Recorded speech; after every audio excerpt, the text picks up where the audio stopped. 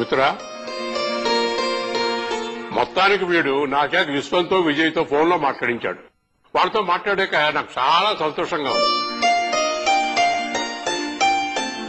మీతో అన్నట్టుగానే విజయ్తో కూడా సంధ్య లాంటి భార్య నీకు దొరకడం నిజంగా నీ అదృష్టం అబ్బాయి అనేశాను. వాడి మాటల్లో కూడా అదే అభిప్రాయం కనపడింది.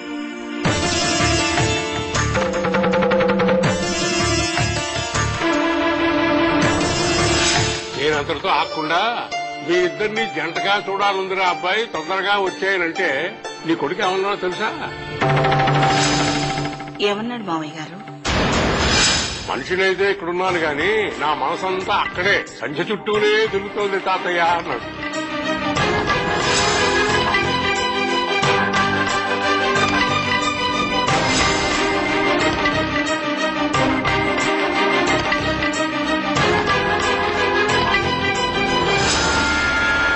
అవునవును, వీళ్ళ ముందు ఆ సీతారాములు కూడా దిగదుడిపే. ఏం అన్యోన్యత, ఏం అనుకూలత.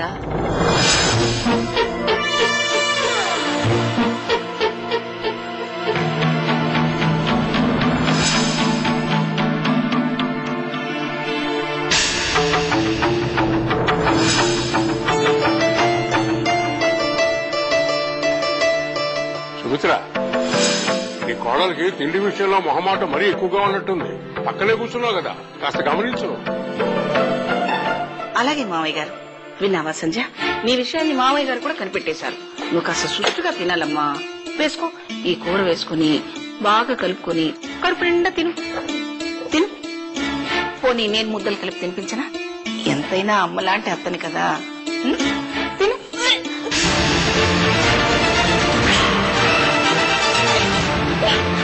సంధ్య, ఏమైందమ్మా? సంధ్య, అమ్మ సగంలో వదిలేసి వెళ్తాడంటమ్మా. సంధ్య,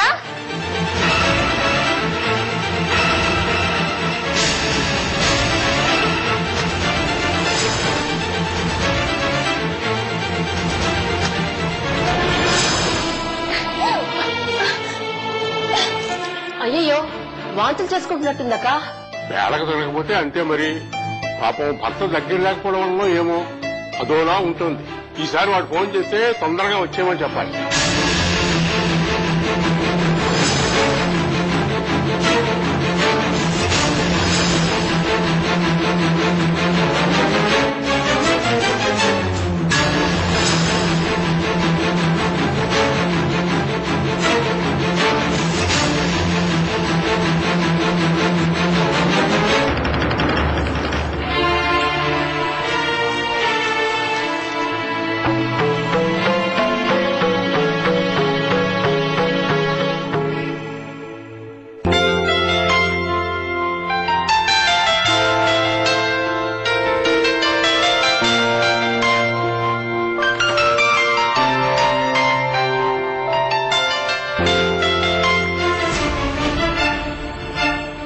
ఏమైంది సంధ్య?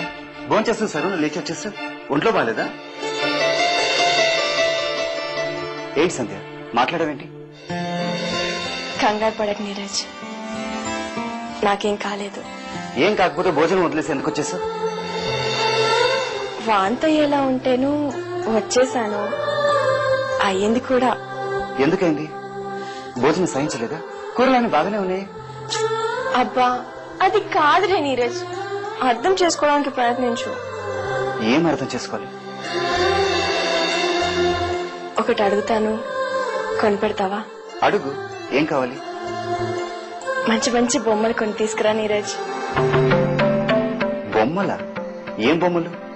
అవే పిల్లలు ఆడుకుంటారు చూడు, కార్లు, రైళ్లు, జంతువుల బొమ్మలు. అవి. అవెందుకు? నేను ఆడుకోవడానికి. ఇంత చెప్పినా అర్థం చేసుకోకపోతే ఎలా నీరజ్? అర్థం చేసుకోవడానికి ఏముంది ఇందులో? బొమ్మలు కావాలని అడిగావు, వాటితో ఆడుకోవడానికి మన ఇంట్లో పిల్లలు ఎక్కడున్నారు? ఇప్పుడు లేరేమో, ఇక ముందు రారా?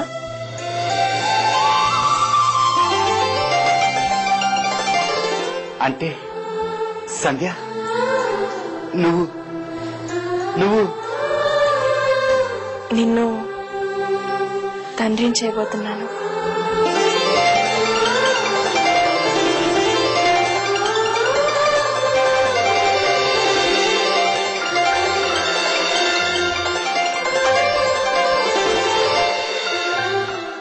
ఇంటికి మరో బుల్లి అతిథి రాబోతున్నాడు. I'm so happy Sandhya, so happy.